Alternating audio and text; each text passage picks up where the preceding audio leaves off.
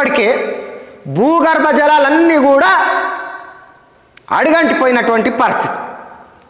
ఇక బోరు బావిలు అయితే నీళ్లు లేక వ్యవసాయం మొత్తం పంటకొచ్చిన చేను ఇవాళ ఎండిపోతున్నటువంటి పరిస్థితి. ఇక చూడండి మిత్రులారా, మరి దీనికి కారణం భూగర్భ జలాలు ఒకటే అంటే అది ఒకటే కారణమని కాదు. మరి దీనికోసం అనేకమైనటువంటి కాలువల నిర్మాణం చేసింది గతంలో.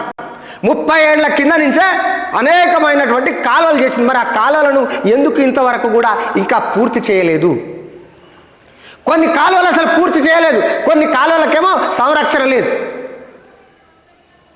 కాళేశ్వరం నీళ్ళు ఎటుపోతున్నాయి, శ్రీరామ్ సాగర్ నీళ్ళు ఎటుపోతున్నాయి, ఎడమగట్టు కాలువ నీళ్ళు ఎటుపోతున్నాయి?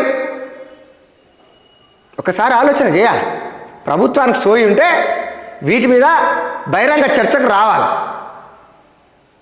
మీరు ఇన్ని గమ్మత్ మాట్లాడతారా నాయన? లక్షల ఎకరాలకు ఇవాళ సాగునీరు అందిస్తున్నామని చెప్పి హన్మకొండ జిల్లాలో ఆ ప్రాంతం మొత్తం కూడా ఓ కాలువ నిర్మాణం చేసిరు. ఉదాహరణకు చెప్తున్నాను, దాన్ని సగంలోనే ఆపేసారు. కథ అయ్యప్ప ఇవాళ దాని సంరక్షణ లేనే లేదు, కనీసం ఉన్నవాడి దాకా కూడా. అంటే ఇవాళ దేశం మొత్తం కూడా ఒక విషయం ఏంటంటే రైతుల కోసం మాట్లాడుకుంటారు. సిగ్గుచేటు అనే విషయం. దేశంలో ఇవాళ ఎక్కడ చర్చ జరిగినా కానీ రైతులను ముందలేసుకొని ముచ్చట ముందర పెడతారు. ఇవాళ తెలంగాణలో రైతుల పరిస్థితి ఇప్పుడిప్పుడే స్టార్ట్ అవుతున్నాయి. ఎండలు ఇంకా ముదరలే చక్క. కానీ భూగర్భ జలాలు మొత్తం కూడా అడుగంటిపోయాయి. కాలువలకు కనీసం మరమ్మతులు చేయనటువంటి పరిస్థితి.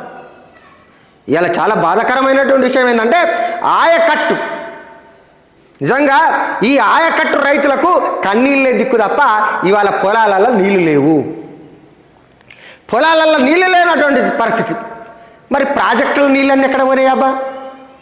మీరు ప్రాజెక్టులు గొప్పగా నిర్మాణం చేశారు కదా, లక్షల కోట్ల రూపాయలు పెట్టి, లక్షల కోట్ల రూపాయలు వెచ్చించి ఇవాళ తెలంగాణ సాగు భూములకు నీరు ఇవ్వాలని కట్టిరు కదా. మరి ఎక్కడ పోయినాయి మీ నీళ్ళు? ఏడ కనబడతలేవేంది? ఎందుకు? ఎంత దౌర్భాగ్యమైనటువంటి పరిస్థితి అంటే ఇవాళ యాదాద్రి జిల్లా సంస్థ నారాయణపురం అనే ఊరుంది మన తెలంగాణ. యాదాద్రి జిల్లాలో సంస్థ నారాయణపురం అనే ఊరుంది. ఇవాళ మీరు చూడండి,